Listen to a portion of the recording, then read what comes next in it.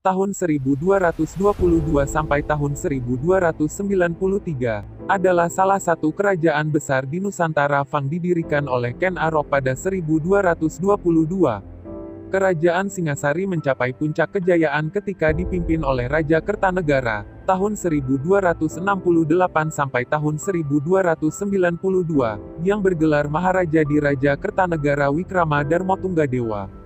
Ken Arok, ketika di pusat kerajaan Kediri terjadi pertentangan antara raja dan kaum Brahmana, semua pendeta melarikan diri ke Tumapel dan dilindungi oleh Ken Arok. Pada 1222, para pendeta Hindu kemudian menobatkan Ken Arok sebagai raja di Tumapel dengan gelar Sri Ranggah Raja Sabatara Sang Amurwabumi. Adapun nama kerajaannya ialah Kerajaan Singasari. Berita pembentukan Kerajaan Singasari dan penobatan Ken Arok menimbulkan kemarahan Raja Kediri, Kertajaya, kemudian memimpin sendiri pasukan besar untuk menyerang Kerajaan Singasari. Kedua pasukan bertempur di Desa Gantar pada 1222. Ken Arok berhasil memenangkan pertempuran dan sejak itu wilayah kekuasaan Kerajaan Kediri dikuasai oleh Singasari. Sumber sejarah tentang Singasari terdapat dalam buku Pararaton dan Negara Kertagama, ditambah prasasti-prasasti peninggalannya. Pararaton atau disebut juga Katuturanira Ken Arok isinya menceritakan riwayat Ken Arok dari lahir sampai menjadi raja dan urutan raja-raja yang memerintah di Singasari. Negara Kertagama ditulis oleh Prapanca yang merupakan seorang pujangga Keraton Majapahit pada tahun 1365. Isinya, pandangan filsafat, keindahan Keraton Majapahit, perjalanan Sisi Hayam Wuruk ke tempat percandian leluhurnya antara lain ke Singasari. Memuat riwayat Ken Arok juga. Selama perkembangan Kerajaan Singasari diperintah oleh beberapa raja. Pertama adalah Ken Arok yang berhasil menjadi raja pertama Singasari. Setelah membunuh Tunggul Ametung, Aku di Tumapel, Ken Arok dapat mengalahkan Kertajaya Raja Kediri di pertempuran Gantar 1222. Istri Tunggul Ametung yang bernama Ken Dedes dipersunting Ken Arok. Menurut ramalan Ken Dedes akan menurunkan raja-raja besar. Setelah Ken Arok meninggal karena dibunuh Anusapati anak tirinya, maka Anusapati menggantikan sebagai raja. Tohjaya anak Ken Arok dengan Ken Umang membalas dendam dengan membunuh Anusapati.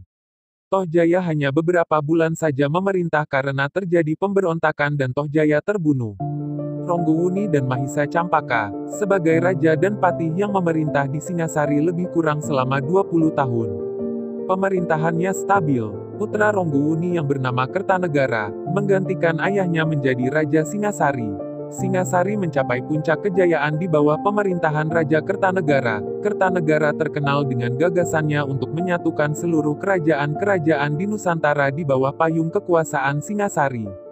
Cita-cita ini dikenal sebagai Wawasan Nusantara I.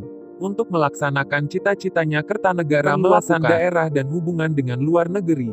Pengiriman ekspedisi ke Sumatera yang terkenal dengan ekspedisi Pamalayu 1275 m. Kertanegara mengadakan kerjasama dengan Campa untuk bersama-sama menghadapi Kubilai Khan dari Cina, yang dianggap sebagai ancaman oleh Kertanegara. Struktur pemerintahan Singasari sudah lengkap, yaitu pada pemerintahan Kertanegara Raja sebagai penguasa tertinggi. Kemudian didampingi Dewan Penasehat, di bawahnya masih terdapat pegawai-pegawai yang mengawasi berbagai bidang agama, pertahanan dan sebagainya. Kehidupan agama, Singasari masa pemerintahan Raja Kertanegara, agama Hindu dan Buddha sama-sama berkembang. Kertanegara sendiri memeluk jiwa Buddha, terjadi sinkretisme antara agama Hindu-Buddha. Kertanegara menganut aliran Tantrayana, dengan politik perluasan daerah yang dicanangkan Kertanegara. Banyak tentara yang dikirim keluar daerah, pada waktu sedang sepi penjaga, dan pasukan penjaga istana berkurang. Singasari diserang Raja Kediri yaitu Jayakatwang. Kertanegara meninggal dalam peristiwa ini, dicandikan di dua tempat, di Candi Jawi dan Candi Singasari. Raden Wijaya dengan bantuan pasukan Tartar Cina, dapat mengalahkan Jayakatwang, dan mendirikan Kerajaan Majapahit. Kertanegara sebagai raja terakhir dan terbesar dari Kerajaan Singasari, diabadikan di beberapa tempat. Terkenal arca Kertanegara yang bernama Joko Dolok di Surabaya. Wafatnya Kertanegara mengakhiri riwayat Kerajaan Singasari. Ekspedisi Pamalayu. Kertanegara terus memperluas pengaruh dan kekuasaan Kerajaan Singasari.